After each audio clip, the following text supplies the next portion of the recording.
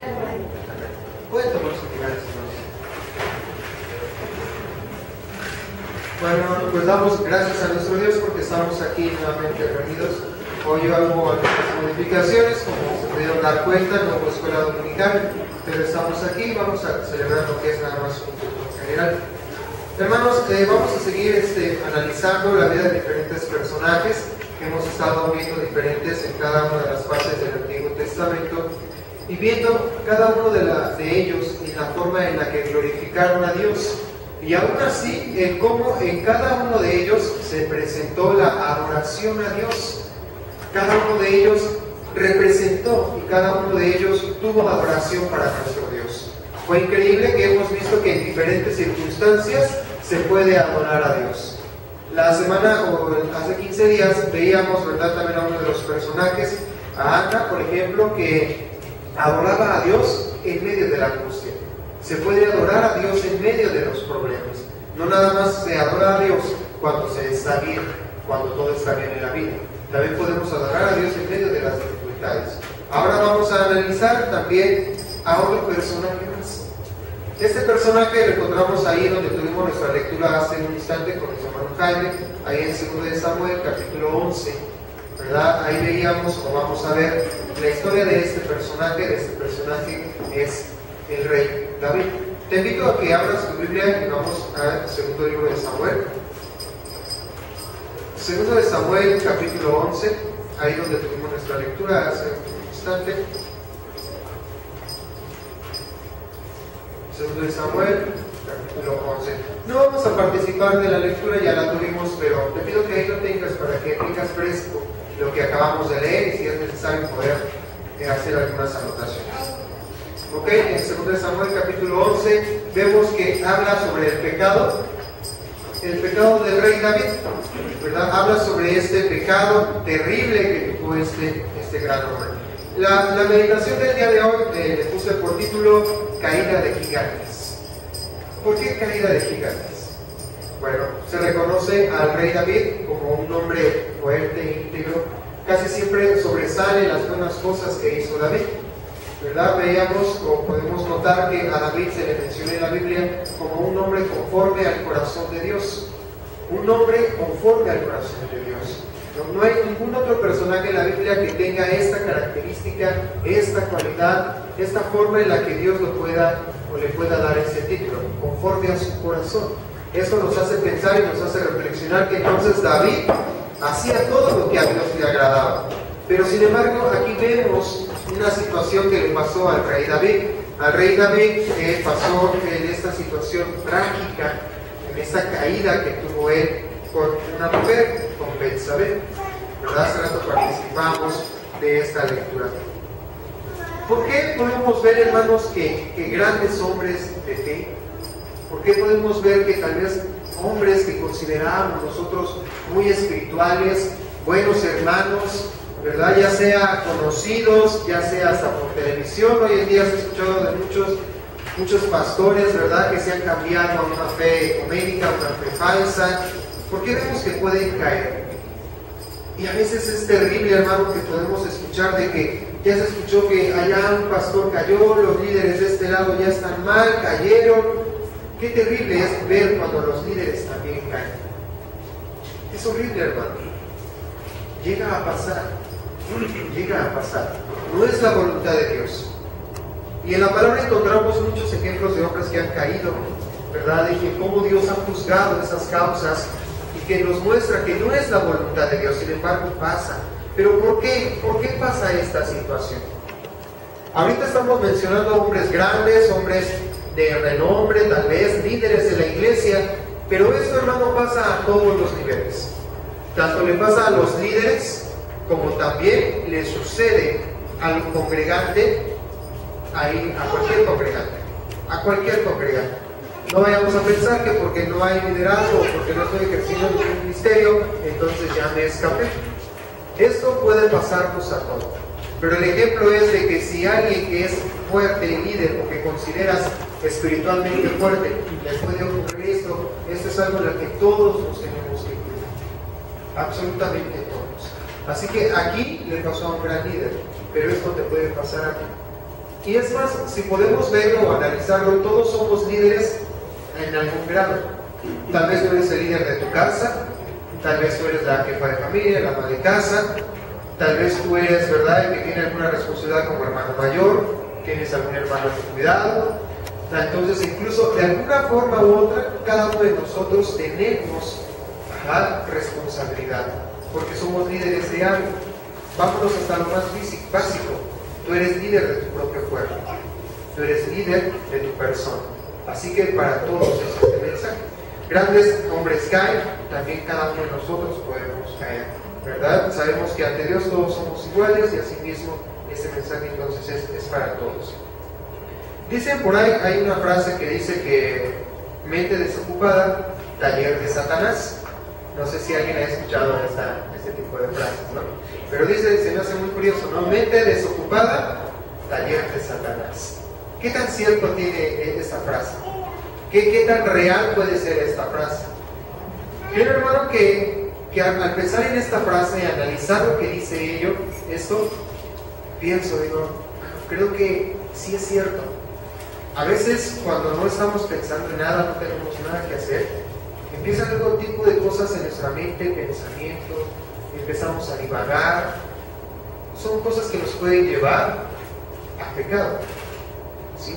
Entonces es malo, es desafortunado tener la mente en otros lados, no ocupada, no enfocada en lo que verdaderamente merece, ya sea en lo que tienes que hacer.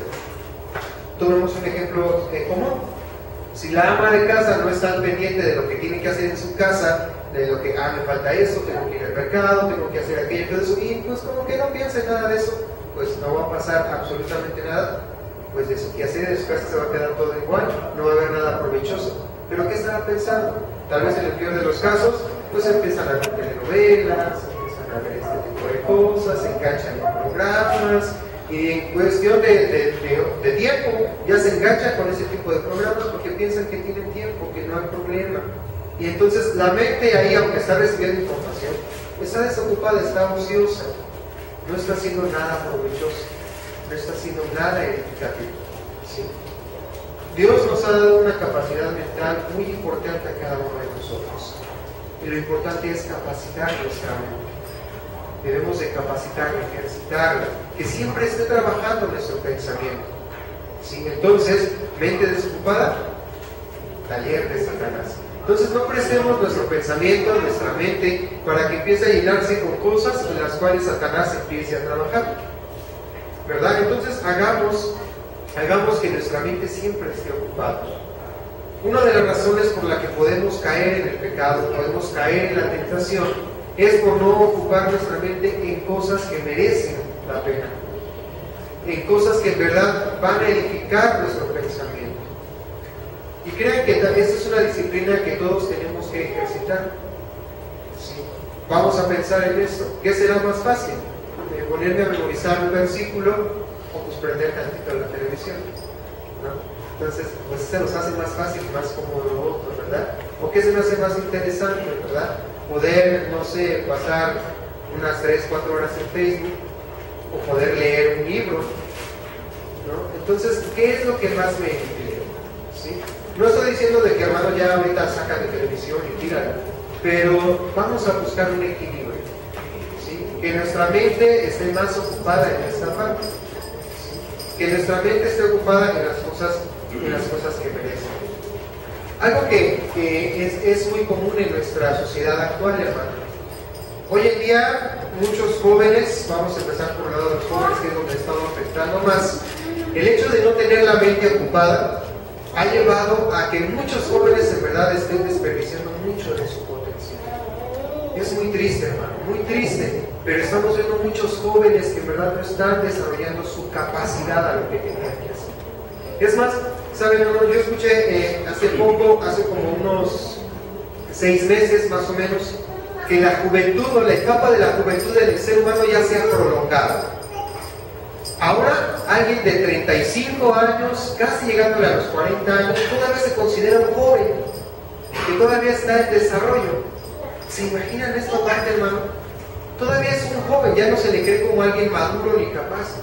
sino que tal vez un joven, en el sentido así de antes, ¿no? De que pues un jovencito de 20 años, de 17 años, ya no, ahora hasta los 40 años se considera que una persona es joven, que no es totalmente madura. ¿Sí? Esto ha llevado a que nuestra mente, como no está ocupada, ¿verdad?, se prolonga un montón de cosas, y el desarrollo que deberíamos de tener y el potencial que tendríamos que estar dando, no se da, no se da. Muchos hombres, si analizan ustedes, hermanos, en la historia, muchos científicos, muchos hombres de renombre a los 25, 30 años ya eran alguien famoso, en el cual ya podían hacer un montón de cosas porque eran conocidos por su sabiduría, por su inteligencia, por todo lo que podían hacer. E incluso antes, la natalidad, la muerte de las personas, alguien ya viejo se moría a los 40 años, ya era alguien viejo para morir. 40, 50 años. Entonces esto hacía que las personas se apuraran, y a los 25 años, 20 años ya tenían un potencial muy alto. Ya sabían muchas cosas, ya habían aprendido muchas cosas, se dedicaban a leer, a estudiar, a capacitar su mente, a tener entretenida la mente. Hoy en día no pasa mucho eso. Y hoy hasta los 40 todavía seguimos no desarrollados bien intelectualmente. Es muy triste. Y esto ha hecho de que también surge la generación de los niños. Hermano, ¿sabes? A mí me daba antes, o yo cuando era más joven, ya puedo decir eso, antes que cuando era más joven, ¿no? Cuando tendría tal vez unos 15, 14 años. Bueno, entonces, yo veía a amigos que en ese entonces empezaban a drogar con marihuana, cemento, pero los veíamos y eran personas en situación de calle, mal vestidos, desarreglados, mal comidos, todos sucios, drogándose en la calle, durmiendo en la calle, mal visto, estaban muy mal, económicamente no tenían nada. Así se le veía a la gente drogadicta de antes, a los jóvenes que estaban perdidos en la drogadicción. Hoy en día, hermano, me sorprende ver a jóvenes drogándose con cemento, con las mismas sustancias de cuando yo veía cuando era más joven, ¿verdad? Pero bien vestidos, bien arreglados, en carros, con celulares, son totalmente diferentes a lo que era antes. Pero vean, esos jóvenes, aunque lo tienen ya todo, económicamente hablando, posibilidades para poder estudiar, al no ejercitar su mente en nada, los ha llevado a divagar nada más y a caer en las drogas. Y están bien vestidos y están bien arreglados, y hemos visto muchos, he visto a muchos jóvenes así. Es muy triste que a pesar de que pueden tener grandes posibilidades, y muchos de ellos hasta en la escuela están, en universidades y demás, están haciendo este tipo de cosas, porque su mente no está ocupada en algo provechoso. Ahora tú ya eres cristiano, gloria a Dios. Ahora tú ya eres hijo de Dios. Ahora tú tienes que marcar la diferencia. La diferencia que tenemos que marcar tú y yo tiene que ser importante. Y ahora tú joven, maduro, o ya grande, ya adulto mayor, tú tienes que marcar una diferencia. Y tienen que ver que eres capaz de razonar, de pensar, seamos inteligentes y podamos mostrar que Dios está en cada uno de nosotros. ¿Sí? Y cuando hablo de ser inteligentes, no nada más estoy diciendo de que presuman que sabes cuánto es 2 más 2, no hablo de esa inteligencia, hablo de una inteligencia de que tú puedes tomar las mejores decisiones en tu vida, de que tú sí sabes tomar decisiones que glorifiquen a Dios. Entonces, vamos a eso, hermano, una mente ocupada glorifica a Dios. Mantengamos nuestra mente ocupada, porque una mente desocupada, taller de Satanás. Entonces vamos a ver que a David le pasó esta situación. David no tenía su mente ocupada en lo que tenía que estar ocupado. Si ustedes recuerdan un poco de la lectura que tuvimos, dice que David estaba ahí. Es más, vamos a leer en el capítulo 11, vamos a leer los primeros versículos. Si estás conmigo, puedes encontrar ahí en la palabra de Dios, si puedes leerlo conmigo, capítulo 11, segundo de Samuel. Dice la palabra de Dios, ¿ya lo tienen, hermano? Ok, dice la palabra de Dios. Aconteció al año siguiente, en el tiempo que salen los reyes a la guerra, que David envió a Joab y con él a sus siervos y a todo Israel, y destruyeron a los amonitas y sitiaron a Rabá, pero David se quedó en Jerusalén. Y sucedió un día, al caer la tarde, que se levantó David de su lecho y se paseaba sobre el terrado de la casa real, y vio desde el terrado a una mujer que se estaba bañando, la cual era muy hermosa. Envió David a preguntar por aquella mujer, y le dijeron: aquella es Betsabé, hija de Elia, mujer de Urías, Eteo. Y envió David mensajeros y la tomó y vino a él, y él durmió con ella. Luego ella se purificó de su injusticia y se volvió a su casa. Hermano, vamos a resaltar esta parte. Dice que era el tiempo en que los reyes salen a la guerra. ¿Dónde estaba David? En su casa, paseándose en el terrado. Vean, otra debilidad más de David. ¿A qué hora se levantó David? Ahí dice, al caer la tarde, se imagina. ¿Cómo ha levantado David, verdad? Bien tranquilo, todos en la guerra, ahí peleando, pero él se levantó bien en la tarde para pasearse por el terrado, para recibir tantito aire fresco, ¿verdad? No tenía ocupada su mente donde tenía que estar. Ahí estaba David. Pasó, miró, codició, poseyó y pecó. Hermano, volvemos a retirar esta frase, ¿verdad? ¿Verdad? Mente ociosa, mente desocupada, taller de Satanás. Si solamente, vamos a pensar en verdad, si solamente David hubiera ido a la guerra, si solamente David hubiera estado en donde tenía que estar, ¿qué hubiera pasado? La historia hubiera sido diferente. Pero dicen por ahí que hubiera no existe. Entonces pasó. Entonces, mis hermanos, a veces en tu vida, en mi vida pasa, si no hubiera ido, si no hubiera, no hay esa frase, hermano. Hay que asumir también responsabilidades. Antes de todo ello, estamos conscientes. Antes de tomar, estamos en tus 5 sentidos. Cada uno, dice la palabra de Dios, que es seducido por su propia concupiscencia. O sea que cada uno es seducido por lo que nos atrae, ¿sí? A veces entonces vemos a alguien que, por ejemplo, le atrae mucho la música, entonces por ahí empieza, ¿verdad? Se angolotea. Entonces son cosas que tiene que empezar a evitar. Cada uno es seducido por lo que le atrae a cada uno, ¿verdad? David en esta parte, pues, pasó lo que pasó. Sin embargo, estaba en una situación en la que no tenía que estar. Levantándose en la tarde, fue a la guerra y pasó su situación. Entonces, hermano, punto número 1 que vamos a analizar en esta tarde, ¿verdad? La caída en nuestras vidas viene por el descuido. Punto número 1, por el descuido. David se descuidó. El descuido nos lleva a estar en ocio, a estar ociosos. Y a estar ociosos nos lleva a pecar. No permitamos que pase eso en nuestra vida. No permitamos que nuestra mente esté divagando en lo que no tiene que divagar. Entonces, hermano, punto número 1, lo que nos lleva a la caída es el descuido.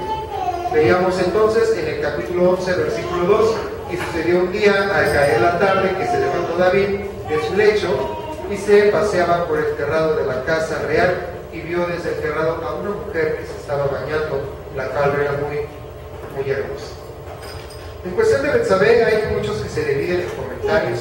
Hay quienes creen que, pues sí, pobrecita Betsabé, ella estaba inocente bañándose y David que ahí pasó. Hay quienes comentan que posiblemente Betsabé lo hacía a propósito, porque es ilógico que una mujer se esté bañando a la vista de muchas personas en su patio. ¿Qué estaba haciendo Betsabé de esta manera? Sea de una o sea de otra manera, hermano, la tentación está para cada uno de nosotros. Sea que la busques o sea que no la busques, pero la tentación va a llegar.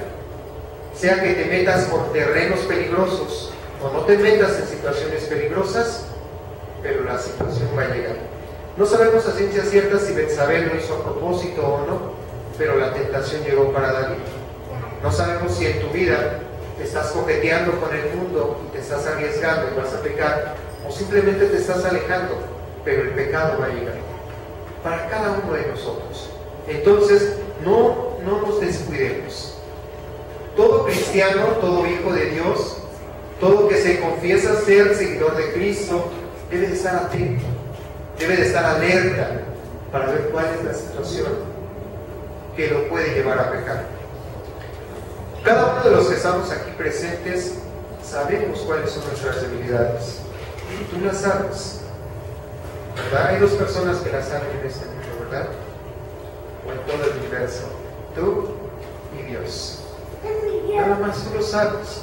Tú sabes ahí en tu lugar, yo sé en dónde estoy, cuáles son las partes débiles de cada uno de nosotros, por las cuales tenemos que cuidarnos, por las cuales tenemos que protegernos, porque el descuido más el ocio nos llevará a poder enredarnos en todo este tipo de situaciones. Vamos a cuidarnos de ello.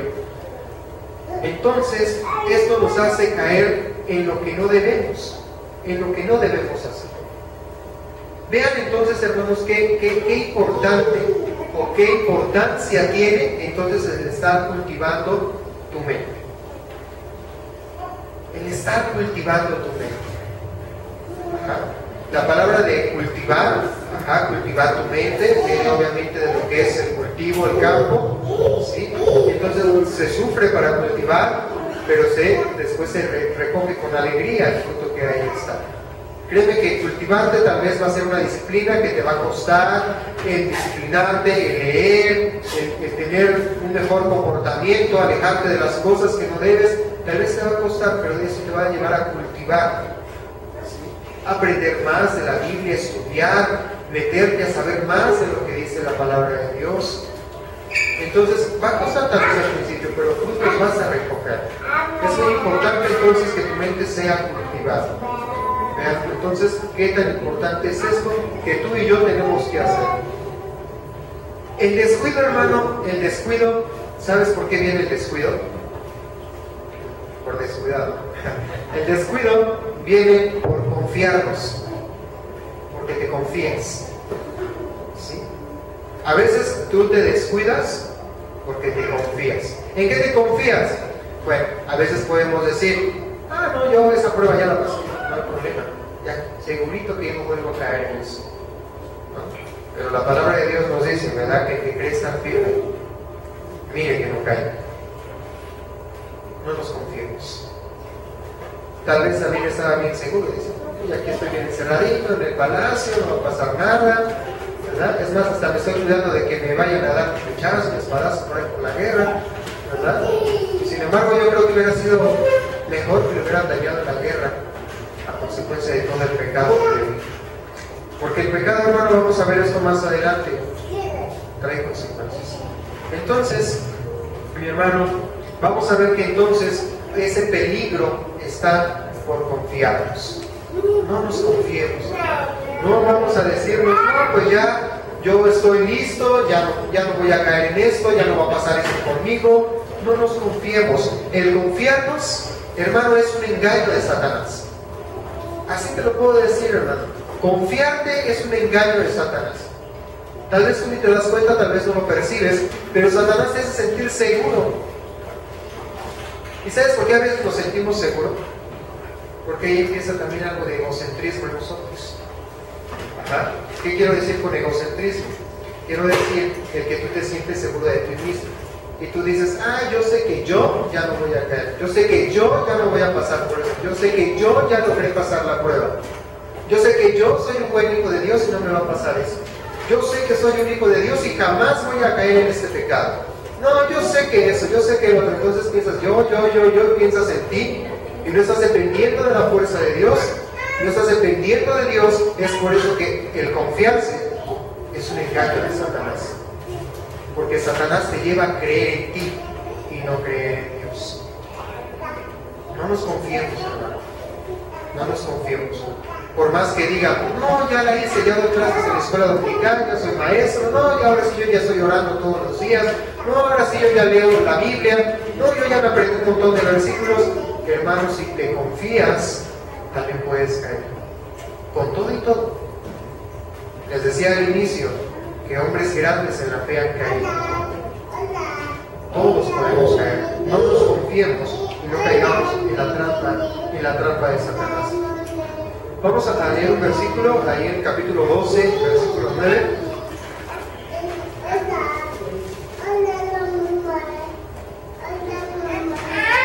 algo de lo que le pasó a David por confiarse. 12:9, la palabra de Dios dice, ¿por qué? Pues tuviste en poco la palabra de Jehová, haciendo lo malo delante de sus ojos. A Urías Eteo heriste a espada y tomaste por mujer a su mujer, y a él lo mataste con la espada de los hijos de Amón. Aquí este profeta está exhortando a David y le dice, ¿verdad? ¿Por qué tuviste por poco la palabra de Dios? Se confió de algo, David, ¿verdad? Dijo, no, pues yo ya tal vez me sé la Biblia, no va a pasar nada, ¿sí? ¿Y sabe por qué podemos saber que David se sabía muy bien la Biblia? ¿Saben por qué sabemos eso? ¿Por qué? Porque era un requisito de todos los reyes de Israel que Amán copiara toda la Biblia. Amán tenían que hacer su propia Biblia, hagan de cuenta, lo que era el Antiguo Testamento y lo que se conocía hasta el entonces de David, ¿verdad? Había muchos profetas que todavía no llegaban, pero algunas otras cosas, pero ellos tenían que hacer todo, tenían que transcribir toda la ley. Se les quedaba muy bien grabado, tenían que hacer todo eso, se equivocaban una vez. David sabía muy bien, y aún así por eso se le reclama y le dice, por poco tuviste la palabra de Dios, tú te la sabes, tú la escribiste, tú tienes tu propia Biblia, tú tienes tus propios escritos, y por poco la tuviste. Entonces no nos confiemos en lo que dice la palabra de Dios. Esto hermano, nos lleva a los pecados más atroces, más terribles. ¿Sabes por qué? Porque si tú dices, ya sé todo lo que dice la Biblia y lo hacemos, y caemos, nos volvemos transgresores de Dios. Porque tú ya sabes de la Biblia, ya lo sabes. Entonces no nos confiemos para no caer en estos errores. Punto número 2, hermano, que vamos a analizar, ¿verdad? El primero es por el descuido. Punto número 2 es que nuestro pecado nos encara, nuestro pecado nos confronta. El pecado que realizas, el pecado que realizo, ese pecado nos confronta. Nadie puede salirse con la suya. Nadie puede salirse con la suya y decir, no pasó nada. Tal vez a veces has cometido algún pecado que dices, ay, ojalá Dios se hubiera descuidado, hubiera visto lo que estoy haciendo. Es imposible. Dios no se va a descuidar. Dios no se va a olvidar de tu pecado, a menos de que lo confieses. Pero tu pecado ahí está presente. Es importante, por eso es muy importante estar a cuentas con Dios, porque tu pecado te confronta. Nuestro pecado nos va a encarar, nuestro pecado nos va a salir al acecho a cada uno de nosotros. Entonces, nuestro pecado con cada uno de nosotros estará al frente de nosotros reclamando las consecuencias del pecado que ha ocurrido por lo que hemos cometido. Vamos a leer ahí, hermano, en el capítulo 12, versículo 13. 12:13, la palabra de Dios, ahí mismo el segundo de Samuel, 12:13.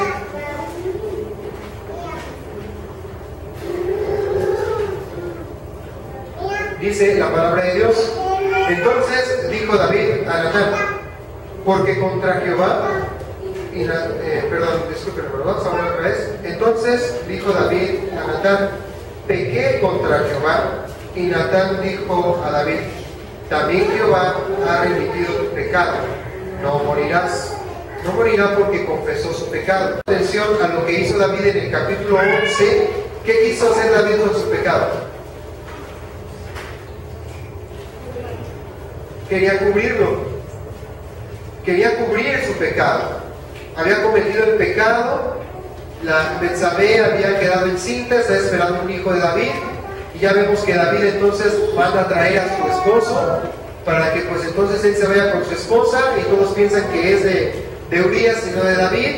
Trata de cubrirlo y después ve que Urías no lo hace y quiere volver a cubrir su pecado. ¿Y qué hace? Manda a matar a Urías y quiere cubrir su pecado. Pero hermano, lo que podemos aprender de eso es lo siguiente, hermano. Un pecado te lleva a otro pecado. ¿Has oído la frase de una mentira te lleva a otra mentira? Pues si has mentido, yo creo que lo has comprobado. ¿verdad? Todos han mentido o hemos mentido, ¿verdad? Hemos comprobado de que una mentira nos lleva a otra cosa, ¿verdad? Y entonces ya por eso le decimos al patrón, ¿verdad? ¿Y qué tal de cuidado? Pues es que no vino porque se murió mi abuelita, ¿no? Ah, pero pues si tú ya habías dicho que tu abuelita ya se había muerto. Ah, pero es que era por la paterna, ¿no? Entonces, una mentira te lleva a otra mentira. Así mismo con el pecado. Un pecado a otro pecado, a otro pecado, a otro pecado. Y es por eso que tu pecado te confronta, tu pecado te encarga. Entonces es lo peligroso de todo eso. Entonces, Dios perdonó a David, dijo, no morirás, pero hasta que David confesó su pecado, dijo, he pecado contra Jehová Dios. Vean que no fue desde que David no dijo esta frase en el momento de que estuvo con Betsabé. En ese momento, después de que Betsabé se retiró, no dijo, pequé contra Dios. Ahí no dijo nada. Cuando mandó al rey Urias, tampoco dijo nada. Cuando se murió Urias, tampoco dijo nada, hasta que lo confrontó su mismo pecado. Y fue el profeta a confrontarlo y dijo, pequé contra Jehová. Tu pecado te encarga. Cada uno de nuestros pecados, al fin y al cabo, saldrán a la luz. Ninguno se puede salir con la suya. Tal vez haya un pecado que se haya cometido y podemos llegar al engaño de decir, ay, creo que Dios ya me perdonó porque no pasó nada, no hay consecuencias, pero no es así, mi hermano. Tarde o temprano saldrán las cosas. Entonces, tu pecado, mi pecado nos confrontará. Hay que cuidar de esta parte y tener la idea de confesar nuestro pecado. Nada hay oculto delante de nuestro Dios. En verdad, nada. Dice que Dios mira, Dios mira todo. Nada hay que se escapa de la voluntad de Dios. Nada hay que se escape de la vista de Dios. Vamos a buscar un versículo. Te invito a que si te pierdas ahí en el segundo libro de Samuel, vamos a buscar en Apocalipsis 1:14. Quiero que resaltemos una de las cualidades que tiene nuestro Señor Jesucristo. Sabemos que Él es Dios. Una de las características que menciona Apocalipsis, capítulo 1, versículo 14. Apocalipsis 1:14. Vamos a resaltar una de las cualidades que tiene nuestro Señor y Salvador Jesucristo, el cual sabemos que también es Dios. Apocalipsis 1:14. Si lo tienes, hermano, puedes leerlo conmigo. Apocalipsis 1:14. Dice la palabra de nuestro Dios: su cabeza y sus cabellos eran blancos como blanca lana, como nieve, sus ojos como llama de fuego. Vamos a quedarnos ahí. Vamos a ver esta cualidad interesante de nuestro Señor Jesucristo. Dice en Apocalipsis que sus ojos eran como llama de fuego. Me llama la atención, ¿verdad? Porque menciona que Jesús tenía ojos de llama de fuego. Así lo vio Juan. ¿Sí? Vamos a pensar un momento en eso, hermano. Las llamas, el fuego, la luz, ¿verdad? ¿Qué hace con la oscuridad? La saca, la disipa, ¿sí? Y ya nada puede esconderse en la oscuridad. ¿Sí? Nuestro Dios y Salvador, Jesucristo, tiene ojos de llama de fuego que aún ve en la oscuridad. Sus ojos son llama de fuego. Así que no hay pecado que podamos realizar nosotros que digamos, Dios no lo va a ver, Dios no lo vio. Sus ojos son llama de fuego. Él ve aún en la oscuridad. No hay nada oculto para nuestro Dios. Mi pecado, ahí está a la vista de Dios. Es por eso tan importante, mi hermano, confesar nuestro pecado. No es que vamos a confesar nuestro pecado para que Dios se entere de lo malo que hicimos. Él ya lo vio. Pero Él quiere que tú te arrepientas de tu pecado. Sus ojos como llama de fuego. Él ve aún en la más densa oscuridad. No hay pecado que nos salga a la luz con nuestro Dios. Nuestro pecado es así. Nuestro pecado nos encara. Nuestro pecado no se esconde delante de Dios. Es por ello que entonces Algo que David quiso hacer, esconder su pecado, esconderlo y cubrirlo con una cosa y cubrirlo con otra cosa, pero simplemente agravó y hizo más grande el pecado. Entonces vamos a pensar en esto. Tu vida y mi vida tienen que hacer que Dios sea glorificado. El que no traiga yo pecado cargado en mi vida. No hay pecado que no sea visible delante de la vista de Dios. Tal vez hemos caído en el engaño de poder decir, ya me salí con la mía y este pecado no pasó nada. Ahí está. No hagamos eso. Confesemos nuestros pecados delante de nuestro Dios para evitar caídas de gigantes, para evitar caídas de cada uno de nosotros.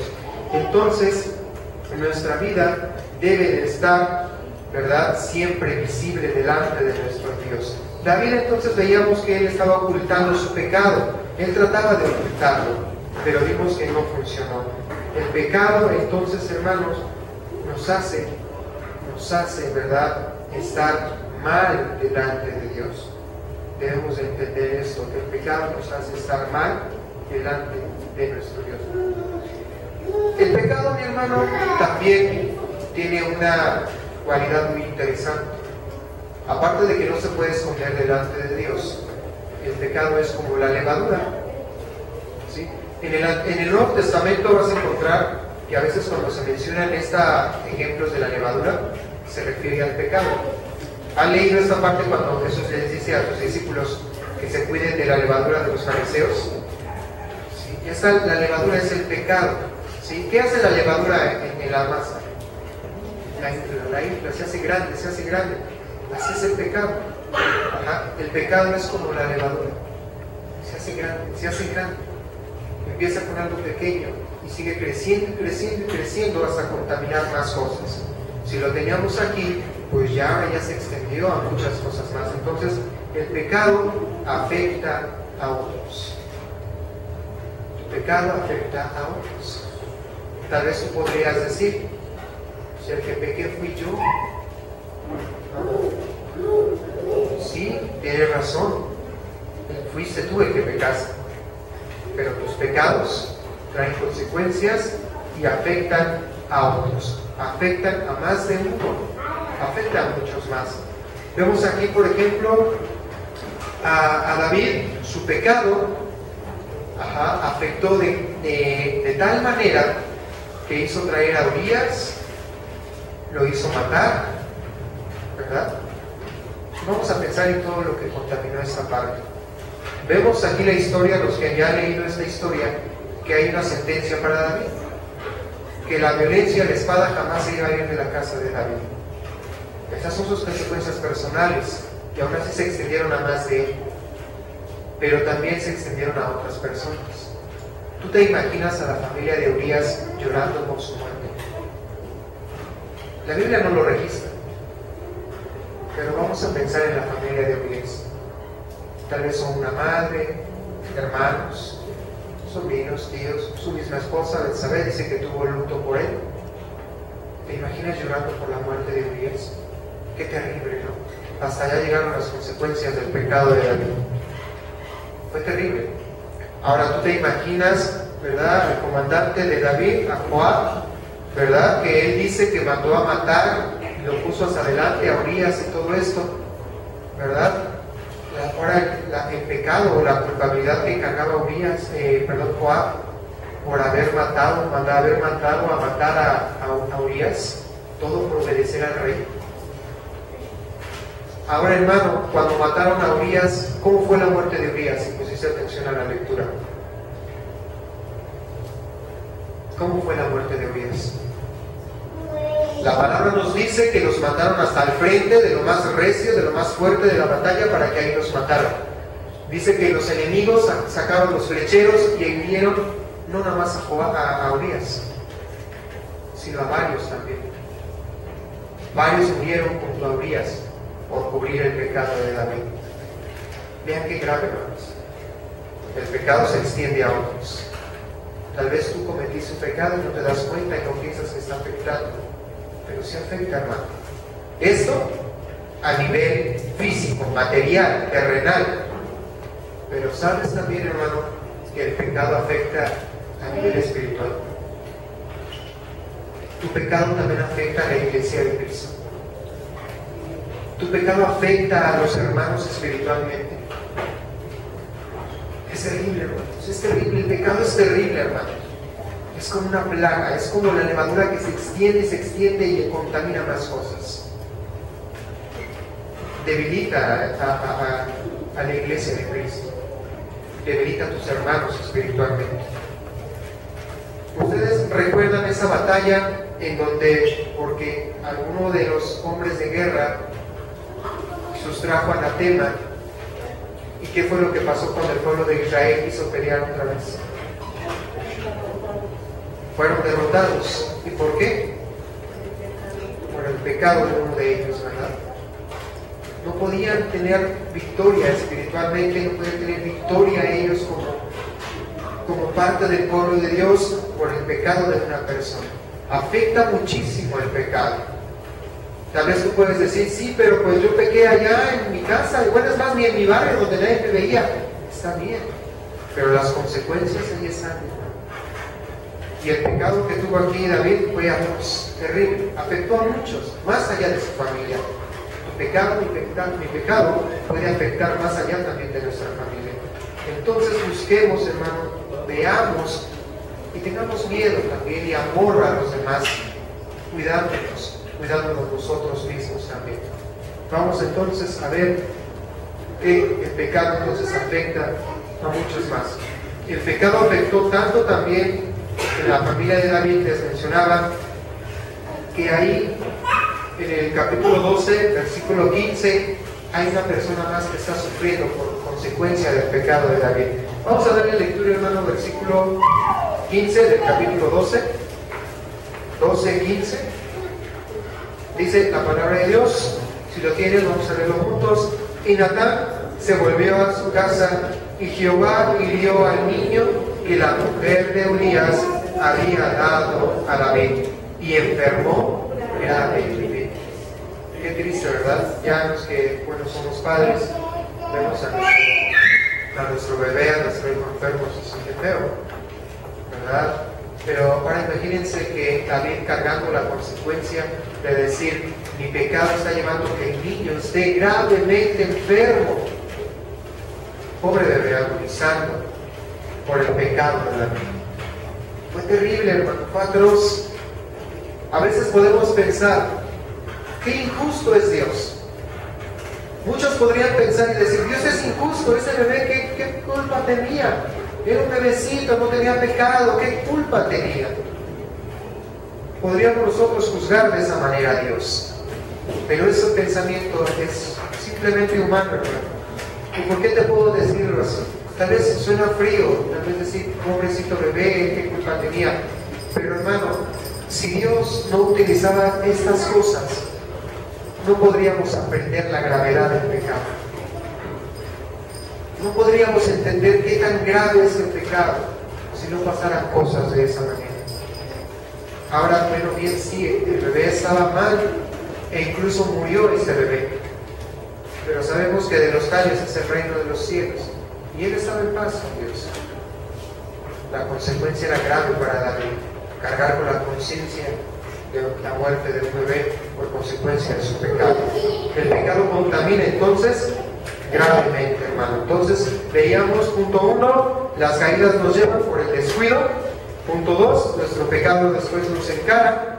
Vamos al punto 3, que son las consecuencias. Ahí con David empezamos a ver ya las consecuencias. Afectó a otros, afectó a su familia, afectó a ese bebé, pero vienen las consecuencias. Tu pecado te encara, tu pecado te incomoda porque el Espíritu Santo está en ti. Bien, sí, vemos que David confesó su pecado y David no murió. Ajá. Entonces vemos que aunque nuestro pecado puede ser limpiado, nuestro pecado puede ser quitado, las consecuencias se quedan. Las consecuencias se quedan, hermano. Dice el versículo 13 del capítulo 12, entonces dijo David a Natán, pequé contra Jehová. Y Natán dijo a David, también Jehová ha remitido tu pecado, no morirás. ¿Está bien? pecado, lo confiesas, te perdono tu pecado, pero las consecuencias van a venir. Van a venir las consecuencias. Hay que tener consideración en esto, de que si nuestro pecado fue grave, si hay un pecado grave, Dios te perdonará si está bien, pero hay consecuencias. ¿Sabes, hermano? Una de las doctrinas que se está manejando hoy en día, en la actualidad, en muchas iglesias que solamente quieren resaltar del amor de Dios y hablan nada más de lo bueno de Dios y que Dios es amor y Dios te va a dar dinero, todo ese tipo de situaciones y creencias que se están dando hoy en día, te hacen ver esta parte, o resaltan mucho esta parte. Sí, mi hermano, tú pecaste, pero tú ya no te preocupes, Dios está contigo, Dios es amor, no hay problema, Dios va a solucionar todo en tu vida, todo este tipo de cosas que engañan a las personas. Y sin darse cuenta, ¿sabes cuál es el pensamiento que empiezan a meter en las personas? Bueno, entonces no hay problema, pido perdón a Dios, se acabó, punto y aparte, a empezar de nuevo. Bueno, sí, pero no se está diciendo la otra mitad, va a haber consecuencias. Y así como tú aceptas el perdón de Dios y Dios te va a perdonar y Dios está contigo y Dios te restaurará, pero también tienes que hacerte responsable de lo malo que vendrá en tu vida. Y si la misericordia y la gracia de Dios es grande y mayor, ¿verdad? Y Él te complace en su voluntad, te ayudará en las consecuencias. Pero las consecuencias están, hermano. Entonces muchos en día pueden tomar la postura de decir, pues no hay problema, Dios es amor, ya pequé, pido perdón, y así nos vamos en un círculo vicioso. No, hermano. Estas son las causas. Estas son algunas de las razones por las que en nuestra vida debe de haber temor de pecar. Tener temor de pecar. No sabemos las consecuencias que vengan de nuestro pecado. No las sabemos. Si tú estás dispuesto entonces a recibir el perdón de Dios, que Él te perdone, te restaure, pero también estás consciente que van a venir consecuencias, pues entonces sigue pecando, no hay problema. Aunque no es la voluntad de nuestro Padre. Busquemos entonces tener una vida que glorifique a nuestro Dios. Y si el pecado se presentó, que acuérdense que en los hijos de Dios es diferente vivir el pecado que practicar el pecado, o pecar como en la forma de los cristianos, de que ya no practicamos el pecado, pero que habrá consecuencias. Habrá consecuencias. Entonces, las consecuencias son graves, que entonces vienen a afectar también a otras personas. En el versículo del 10 del capítulo 12, vamos a darle lectura juntos. Capítulo 12, versículo 10, dice la palabra de Dios, la sentencia para David: por lo cual ahora no se apartará jamás de tu casa la espada, por cuanto me menospreciaste y tomaste la mujer de Urías Eteo para que fuese tu mujer. La sentencia para David: la espada no se apartará de tu casa. ¿Saben qué es lo que le pasó a David, hermano? David, después de todo esto, uno de sus hijos quiso matarlo. Imagínense, su propio hijo quiso matar a David. Este mismo hijo dice que tomó a sus esposas, a sus madrastras, y tuvo relaciones sexuales con ellas para humillar a su papá. Vean qué terrible. Otro de sus hijos violó a una de sus hermanas. Fue terrible, hermanos. Las consecuencias de David fueron terribles. David tuvo que huir del palacio porque su hijo lo quería matar. Se tuvo que ir a vivir con los enemigos del pueblo de Israel. Dice que David también estuvo ahí en todo este tipo de cosas. Fue terrible la vida de David. Las consecuencias fueron atroces. Dios lo perdonó, pero las consecuencias ahí estaban. Entonces, también otra de las consecuencias es de que el bebé, veíamos que enfermó gravemente, pero en el versículo 18 del 12 dice: y el séptimo día murió el niño, y temían los siervos de David hacerle saber que el niño había muerto, diciendo entre sí: cuando el niño aún vivía, le hablábamos y no quería oír nuestra voz. ¿Cuánto más se afligirá si le decimos que el niño ha muerto? El niño murió. Las consecuencias de ahí estaban. Fue terrible. El pecado deja marca. deja cicatriz en tu vida, en mi vida. Hay que tener cuidado de esta parte de cosas, hermano. La espada no se aparta. No podemos pecar y decir que no pasa nada entonces, porque las consecuencias vendrán a cada uno de nosotros. Ahora, hermano, tal vez ahorita puedes decir, no, ¿cómo es que va a haber consecuencias? Dios es amor y va a perdonarme todo. No, entonces ese no es un Dios justo, porque hay consecuencias y no me perdonó del todo. Hace rato les decía que si pasa esto, es para que entendamos la gravedad del pecado. ¿Y sabes por qué es tan grave ese tipo de pecado? El pecado ese es tan grave porque blasfema el nombre de Dios. Blasfemamos el nombre de Dios. Pisoteamos el nombre de Dios por nuestro pecado. Se oye terrible todo esto, hermano, pero en verdad la salvación está. Dice que si confesamos nuestro pecado, Él es fiel y justo para perdonarnos. Si lo confiesas, si te apartas, ¿verdad? Entonces esto es tan grave porque blasfema el nombre de Dios. Vamos a buscar ahí en el versículo 14 del mismo del capítulo 12, 14.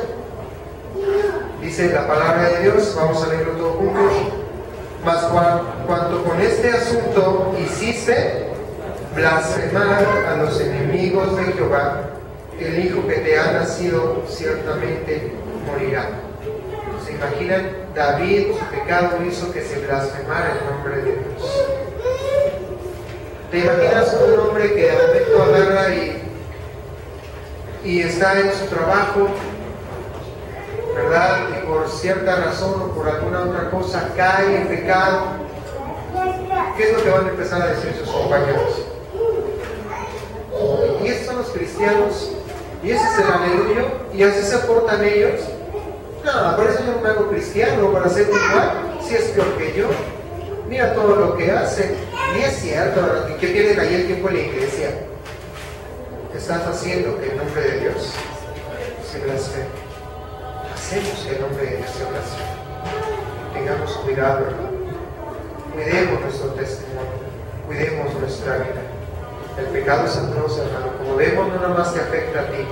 Te afecta a familia, te afecta a tus familiares, afecta a muchas cosas. Tengamos cuidado entonces en esta forma de conducirnos cada uno de nosotros. Entonces, hermano, todo tendrá un fin si se usa del arrepentimiento verdadero. Dar frutos que verdaderamente reconozcan que estamos arrepentidos. Para terminar, hermano, si en nuestra vida hemos cometido un pecado terrible que ha contaminado a otros, si hemos tenido un error que hemos hecho que el nombre de Dios sea blasfemado, tenemos la oportunidad, el privilegio y la obligación de limpiar el nombre de Dios. Y puedes hacerlo. Tal vez tú puedas decir, ya es muy tarde, ya tengo mal testimonio con mis vecinos, con mis amigos, con mi familia. Pero nunca es tarde. ¿Cómo podemos hacer un impacto en las demás personas que no conocen de Dios? En la última vez que prediqué, hace 15 días, veíamos que hay mucha gente que se porta educadamente y no es cristiana. Y hasta pensamos que es cristiana y nos encontramos o nos sorprendemos que no son cristianos, porque son bien educados y tienen buenas costumbres y demás. ¿Sí? Pero la diferencia se hace en que ellos dicen ser los buenos educados. Y la diferencia está en que tú dices, yo soy así por Dios. Ahí es donde hacemos una diferencia. Y si el nombre de Dios se ha blasfemado por nuestra situación o por algún pecado, en que tú te acerques a cierta persona y le digas, perdóname por lo que hice, perdóname por lo que dije, perdóname por esto, perdóname por aquello, ahí marca una diferencia bien grande, mi hermano, y haces que el nombre de Dios se limpie otra vez. Porque no todos y no muchos están dispuestos a hacer eso. Y tú sí, porque eres hijo de Dios. Y limpiemos el nombre de Dios para glorificar su nombre. Entonces, mi hermano, vamos a glorificar a nuestro Dios con nuestra forma de vivir y con la forma en la que nosotros podamos estar con nuestro Dios. porque nuestro final es glorificar y alabar el nombre de Dios. Vamos a ver, hermano, por favor, por último, el versículo 21 del capítulo 12. Terminamos. Te pido que te pongas de pie, si puedes hacerlo. Si puedes hacerlo, te pongas de pie y vamos a leer todos juntos este versículo 21 del capítulo 12, ahí en 1 de Samuel.